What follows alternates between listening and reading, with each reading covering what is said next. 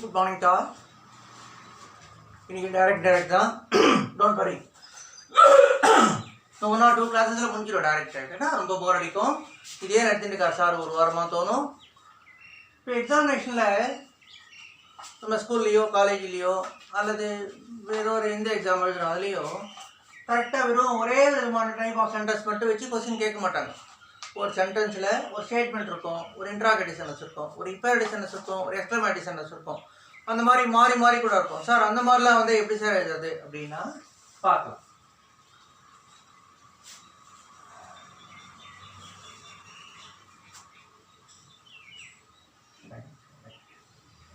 சொல்லிருக்கோம் உங்களுக்கு நம்ம channel name காயலாங்கடைக்கு பதிலாக கிராமர் கோவின்னு போடணும். என்ன கிராமர் கோவின் காயலாங்கடைன்னு சேனலில் பார்த்தீங்கன்னாலே கீழே கிராமர் கோவின்னு இருக்கும்.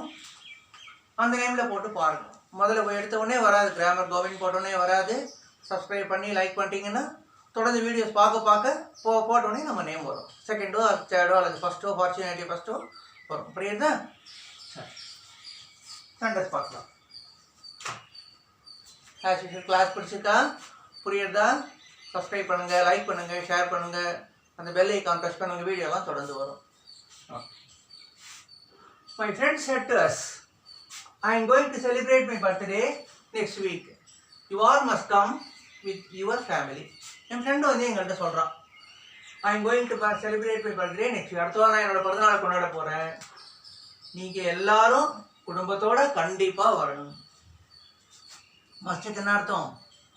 லெவல் 1ல் ஹெல்பிங் வரில் பாருங்கள். ஷுட்டு மஸ்ட் ஒரே அர்த்தம். டாட் வேண்டும். பக்கத்தில் மெயின் வர்ப் இருக்கும், அதுதான் அர்த்தம். டேஷில் அந்த வர்ப்பு தான் போட்டு போகிறோம் இல்லையா? ஃபுல்லாக பார்த்துருக்கோம். இல்லை 2 வாக்கியம் இருக்குது. I am going to celebrate my birthday next week. நான் என்னுடைய பிறந்த நாளை அடுத்த வாரம் கொண்டாட போகிறேன். சாதாரண வாக்கியம்.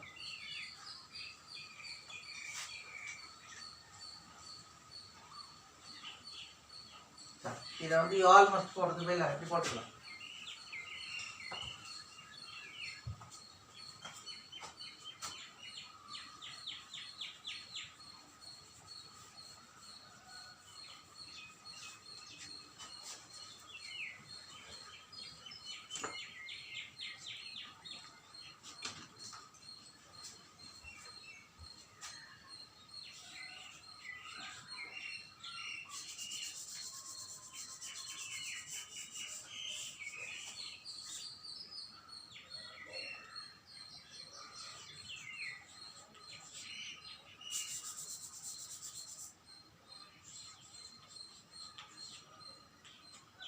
Come with your family.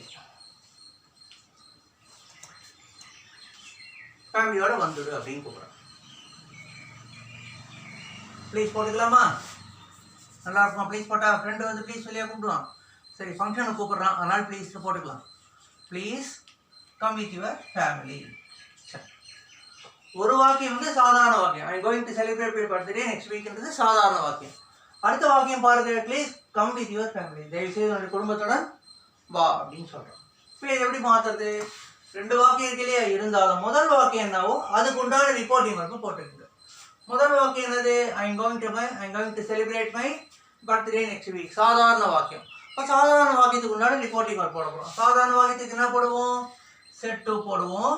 Quotation எடுத்துட்டு தட் போடுவோம். ஞாபகம் இருக்கா? ஸ்டேட்மெண்ட் தானே அது. கொட்டேஷன் எடுத்துட்டு தட் போட்டுக்கலாமா? மை ஃப்ரெண்ட், எழுதும்போதே கவனிங்க, அப்புறம் புரியாது. My friend told us that I am going to celebrate. I first person, முதல் பேர் சேர்ந்தது. முதல் பேர் my friend. My friend that person, boy name இருக்கலாம், girl name இருக்கலாம். first person முதல் பேர் சேர்ந்தது, முதல் பேர். third person boy name, friend boy னு வச்சுக்கலாம். that he. I am going, வருது am. I am goingல I am தான் மாற்ற போகிறோம் இல்லையா? கோயிங் வந்து present participle. So I am தான் மாற்ற போகிறோம். ஐ வந்து am வந்திருக்கு. he வந்து past tenseல was. that he was going to celebrate. 2 பக்கத்தில் வந்திருக்கு, அதனால் செலிப்ரேட்டு பாசன் செலிப்ரேட்டேன்னு போடக்கூடாது. to celebrate my birthday. என்னுடைய பிறந்த நாளை. my என்ன person? first person போர்டு தெரியுதா? my first person என்னுடைய பிறந்த நாள். first person முதல் பேர் சேர்ந்தது, முதல் பேர் my friend. third person boy name. என்னுடைய third person அவனுடைய. celebrate his birthday.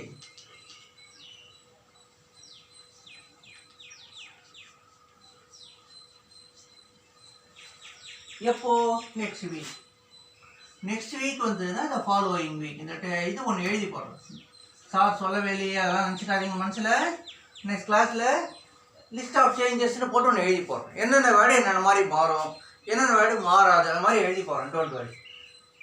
த ஃபாலோயிங் வீக். நெக்ஸ்ட் வீக்னு தான் சொல்லலாம், தி வீக் ஆஃப்டர் சொல்லலாம், அல்லது த ஃபாலோயிங் வீக்குன்னு சொல்லலாம்.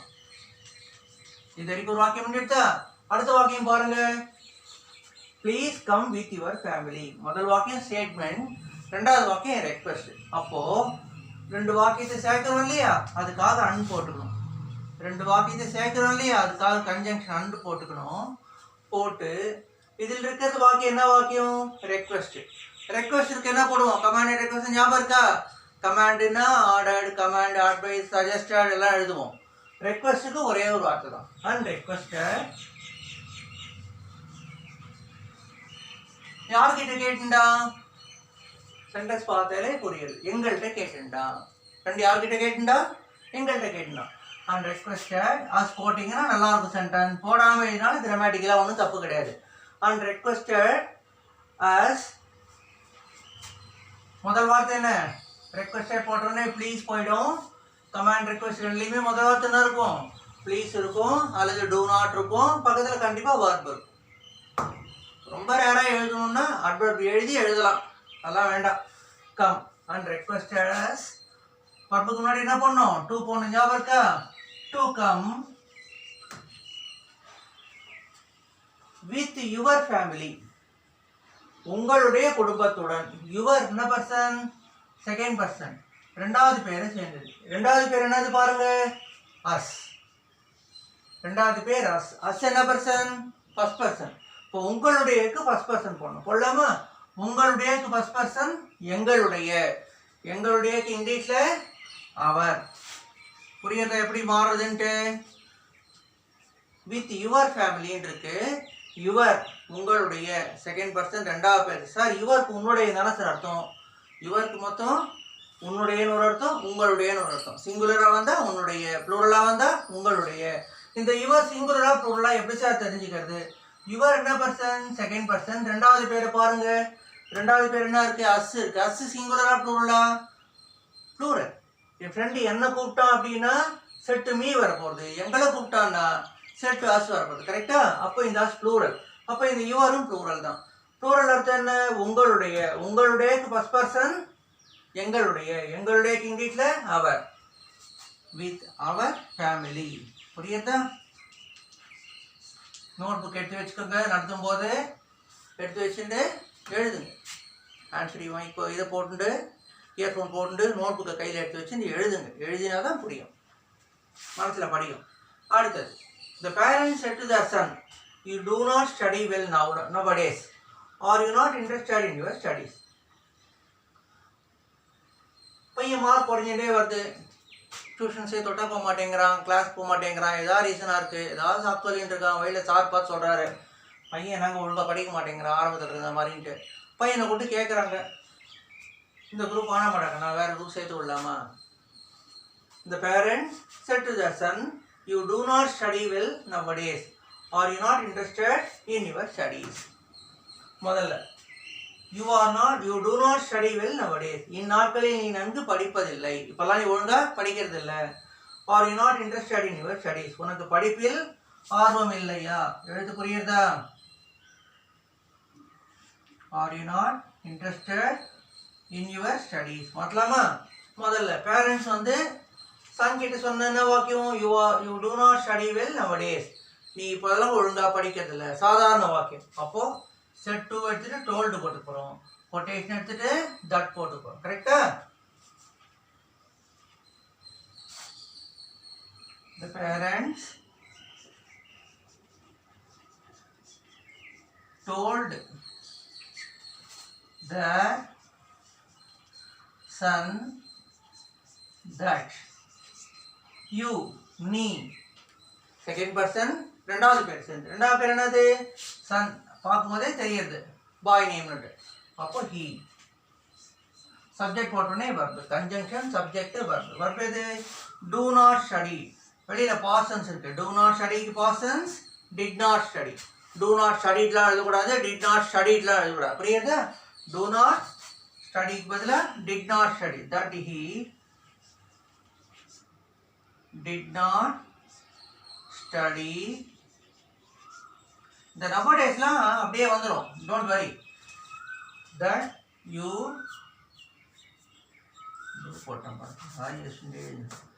that he did not study nowadays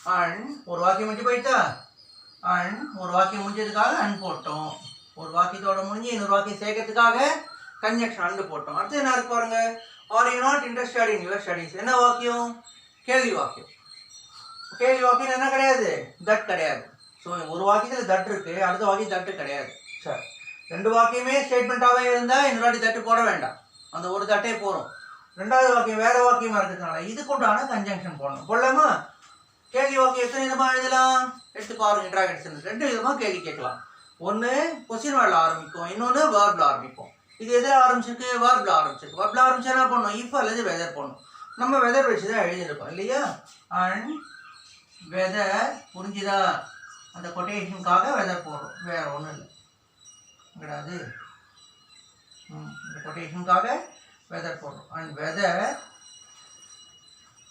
subject இடம் மாற்றுறோம் ஞாபகம் இருக்கா verb ஆர் யூ சப்ஜெக்ட் ரெண்டு இடம் மாற்றுங்க whether he you second person ரெண்டாவது பேரை சேர்ந்தது ரெண்டாவது பேர் சன் தேர்ட் பர்சன் பாய் நேம் நீக்கு தேர்ட் பர்சன் அவன் வெதர் ஹீ யூ பக்கத்தில் வந்துட்டு இந்த வர்பு வந்துட்டு ஆர் வந்துட்டு ஆர் யூ நாட்ன்றது யூ ஆர் நாட்னு மாறி போயிடுது இப்போ ஹீ பதில் யூ வந்தால் ஆர் வந்திருக்கு ஹீ வந்தால் பாசன்ஸ் என்ன வரும் வாஸ் வரும் வெதர் ஹீ வாஸ் மீதி என்ன இருக்கு நாட் இருக்கு வேடெல்லாம் விடக்கூடாது and weather he was not interested எதுல in your studies உன்னுடைய பாடங்களில் in your studies your second person ரெண்டாவது பேர் சேர்ந்தது உன்னுடைய ரெண்டாவது பேர் என்னது சன் third person boy name singular உன்னுடையக்கு தேர்ட் பர்சன் அவனுடைய interested in his studies புரிஞ்சுதா எப்படி ப்ரொனவுன் மாறுறதுன்னு புரியுதா அடுத்தது the policeman said to the strangers why are you roaming on streets write your names and addresses on this paper ராத்திரி 2 மணிக்கோ 12 மணிக்கோ ரெண்டு பசங்க 4 பேர் பிடிச்சாங்க எங்கடா ரோட்ல சுற்றி நிற்கிங்க ஏன் வெளில தெரிஞ்சு நிற்கிங்கன்னு கேட்குறாரு கேட்டு ஒழுங்கா பதில் சொல்ல பார்வையே சரியில்லை அதனால என்ன சொல்லிட்டாங்க பேர் அட்ரஸ் ஒழுங்கா பேப்பரில் எழுதி கொடுக்குன்னு சொல்லிட்டு கையில் கொடுக்குறாரு மாத்தலாமா the policeman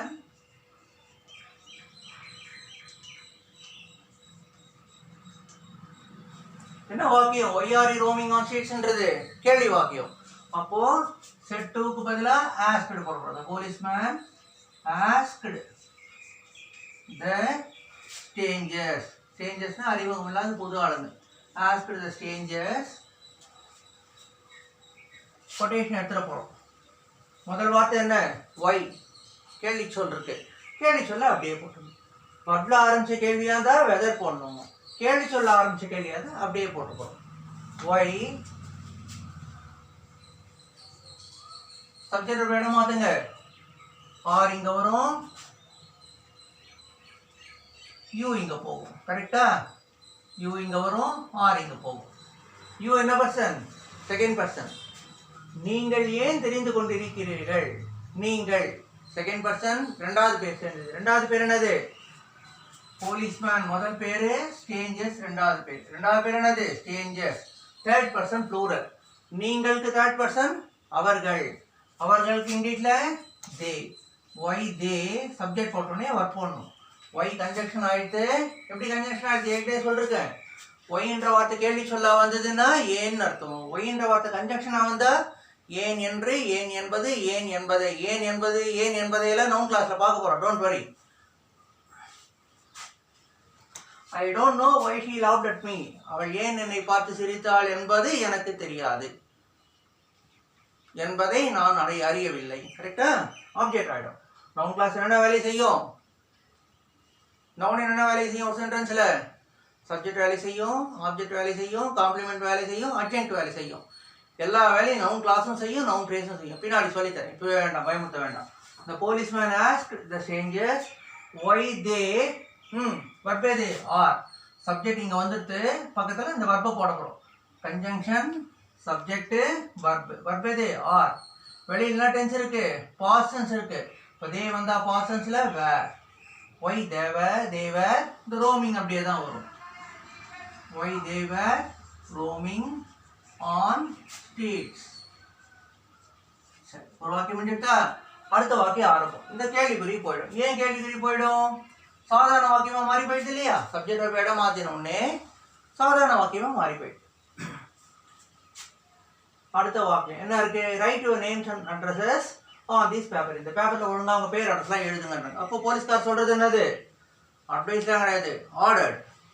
இப்போ கட்டளை வாக்கியம் இல்லையா? அப்போ ஒரு வாக்கியம் முடிஞ்சிடுத்து, அதுக்காக அன் போட்டோம்.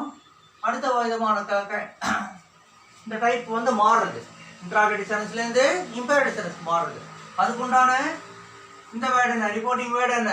ஆர்டர்ட். போலீஸ்கார் என்ன சொல்றாரு? ஆர்டர் தான். அண்ட் ஆர்டர்ட் அல்லது வாண்ட், எச்சரித்தார், ஏதோ ஒன்று. அண்ட் ஆர்டர்ட் முதல் வார்த்தை என்ன? வர்ப். வர்புக்கு போய் என்ன பண்ணணும்? வர்ப் வந்தா டூ போட்டுக்கணும். டூ ரைட் எடுத்து அப்படியே போட்டுக்கோங்க. டூ பக்கத்தில் பாஸ்டன்ஸ் வரக்கூடாது, அதனால வெளியில பாஸ்டன்ஸ் இருக்கேன்னு ரைட் ரோட்னு மாற்றக்கூடாது. புரியுதா? And order to right your names, உங்களுடைய பெயர்களை. செகண்ட் பர்சன் ரெண்டாவது பேர் சேர்ந்தது. ரெண்டாவது பேர் என்னது? ஸ்ட்ரேஞ்சர்ஸ். தேர்ட் பர்சன் உங்களுடைய, தேர்ட் பர்சன் அவர்களுடைய. ரைட் தேர் நேம்ஸ், எதது? பெயர்களையும் விலாசங்களையும். அண்ட் அட்ரஸஸ் ஆன் திஸ் பேப்பர்னு வந்துட்டு. திஸ் என்றது என்ன மாறும்? தட்னு மாறும். எழுதுறேன் அடுத்த கிளாஸ்ல லிஸ்ட் ஆஃப் சேஞ்சஸ் போட்டு எழுதுறேன். On that paper.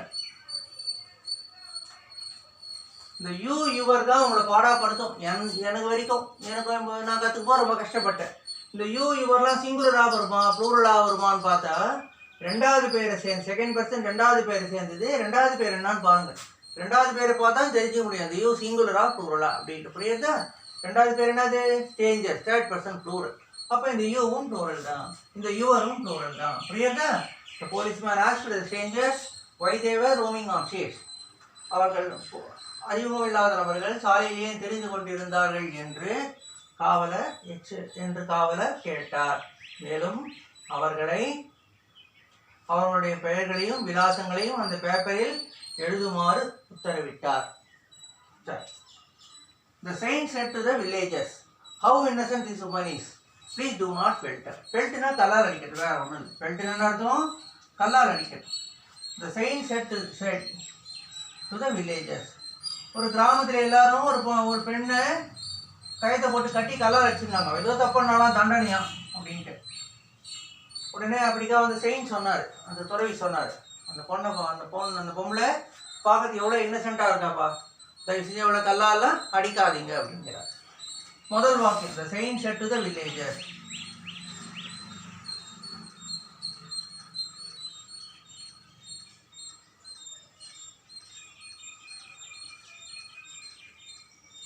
The saint exclaimed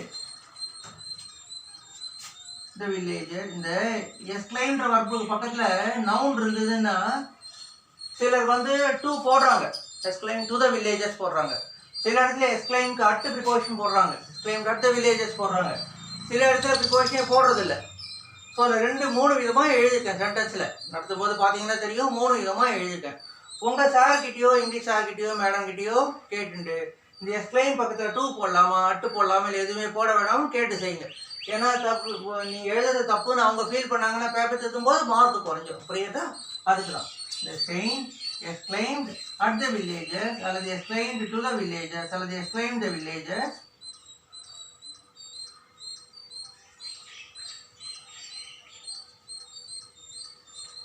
ஏன்னா எக்ஸ்பிளைன் வந்து டிரான்சிட்டிவாகவும் யூஸ் பண்ணலாம், இன்ட்ரான்சிட்டிவ் வர்பாகவும் யூஸ் பண்ணலாம்.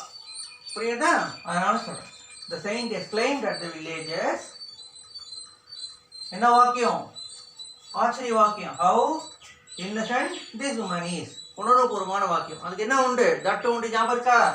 Exclaimed at the villagers that. How innocent this woman is.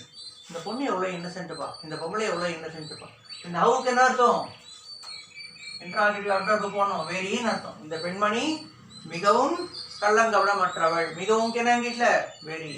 That how innocent this woman is. இந்த வாக்கியத்தில் இருக்க சப்ஜெக்ட் எது? இந்த பெண்மணி மிகவும் வெகுளியானவள். இப்போ சப்ஜெக்ட் எது? இந்த பெண்மணி. தட் நல்லா கவனிங்க. திஸ் வுமன் இருக்கு. திஸ் என்னன்னு மாறும்? தட்டுன்னு மாறும். அப்போ explained that that woman. Sir 2 தட்டு பக்கத்தில் பக்கத்தில் வருமா? 4 தட்டு வரும் பக்கத்தில் பக்கத்தில். ஏன் கவலைப்படுறீங்க? தட் woman நம்ம இஷ்டம் தான். தட் woman பற்பேது இஸ். வெளியில் பாசன்ஸ் இருக்கு. ஈஸ்க்கு persons was. That woman was very innocent. How innocent இருக்கு இல்லையா? அட்ஜெக்டிவ் முன்னாடி ஹவு வந்துருக்கு. அந்த ஹவு வந்து வெரின்ற அட்வர்பாக மாற்ற போகிறோம். Very Innocent. போர்டு தெரியுதா? அண்ட் அடுத்த வாக்கியம் ஆரம்பம். ஒரு வாக்கியம் மட்டும் எடுத்தா இந்த மார்க்கெல்லாம் போயிடும். எக்ஸ்பிளமேஷன் மார்க்கெல்லாம் போயிடும். இந்த கொட்டேஷன் போயிடும். புரியுதா? சரி. அடுத்த வாக்கியம் என்ன? Please do not filter. ரெக்வஸ்டாக மாறி போயிட்டு எக்ஸ்பிளமேட்டிவ் சென்டென்ஸ்லேருந்து ரெக்வஸ்ட் சென்டென்ஸாக வந்துருக்கு. அப்போ என்ன ஆகும்? ஒரு அண்ட் ஒன்று போட்டுக்கிறோம். ஒரு வாக்கியத்தோட ஒரு வாக்கியத்தை சேர்க்கறதுக்கு அண்ட் போட்டுக்கிறோம். அண்ட் இந்த ப்ளீஸ் இருக்கு இல்லையா? ப்ளீஸை பார்த்தா நம்ம ரெக்வஸ்ட் கண்டுபிடிச்சோம். ப்ளீஸ் போயிடும். அண்ட் ரெக்வஸ்டட் என்னன்னு கேட்டாரு? Please do not filter. Do not வந்தாலும் மாறும். நாட் டூன்னு மாறும். தயவு செய்து இந்த வீடியோ பாருங்க. கமெண்ட் அண்ட் ரெக்வஸ்ட் சென்டென்ஸ் எடுத்து பாருங்க. சாப்டர் எடுத்து பாருங்க. டூ நாட்ன்றது நாட் டூன்னு மாறிடும். Not two. டூ நாட் பக்கத்துல இருக்கும். வர்பு தான் இருக்கும். அந்த வர்பை எடுத்து போட்டுக்கணும். Not two felt. ஃபெல்ட்னா கல்லால் அடிக்கிறது. ஃபெல்ட் வித் ஸ்டோன்ஸ்னு சொல்லலாம். அது வெறும் ஃபெல்ட்னு சொன்னாலே கல்லால் அடிக்கிறது. Not felt her. அவளை அடிக்காதீர்கள். ஹர் என்ன பர்சன்? Third person. கொட்டேஷன் உள்ள ஃபர்ஸ்ட் பர்சன் வந்தால் முதல் பேர் சேர்ந்தது. கொட்டேஷன் உள்ள செகண்ட் பர்சன் வந்தால் ரெண்டாவது பேர் சேர்ந்தது. கொட்டேஷன் உள்ள தேர்ட் பர்சன் வந்தால் தேர்ட் பர்சன் அப்படியே விட்டுடுங்க. தேர்ட் பர்சனாகவே எழுதுங்க. Not felt her. Not felt her. Full stop கண்டிப்பாக போடணும். வாக்கியம் முடியறது இல்லை. அதனால கிளியராக புரியுறதா? போர்டில் எழுதியிருக்கிறது எடுத்து வச்சு எழுதி பாருங்க. இன்னும் ஒன்று ரெண்டு நாள் தான் இருக்கும் டைரக்ட் டேட். Don't worry. 2 நாள் டைரக்ட் டேட் முடிச்சிடலாம். புரியுதா? ஒரு கிளாஸ் வந்து லிஸ்ட் ஆஃப் சேஞ்சஸ் எழுதி போடுறேன். அப்புறம் அடுத்த கிளாஸில் வந்து ஸ்போக்கன் இங்கிலீஷாக பார்க்குறோம். நம்ம வந்து வெறும் கிராமர் மட்டும் கற்றுக்கல, ஸ்போக்கன் இங்கிலீஷும் கற்றுக்குறோம் இல்லையா? ஸோ டைரக்ட் டேட் ஸ்போக்கன் இங்கிலீஷ்க்கு எந்த வகையெல்லாம் யூஸ்ஃபுல்லாக இருக்குது அப்படின்னு பார்க்குறோம். நெக்ஸ்ட் கிளாஸை பார்க்கலாமா? வீடியோ பிடிச்சிருக்குன்னா கிளாஸ் நல்லா புரியுதுன்னு ஆஸ் யூஷுவல் சப்ஸ்கிரைப் பண்ணுங்கள், லைக் பண்ணுங்கள், ஷேர் பண்ணுங்கள், பெல் ஐகான் ப்ரெஸ் பண்ணுங்கள். வீடியோலாம் தொடங்கும். Good night.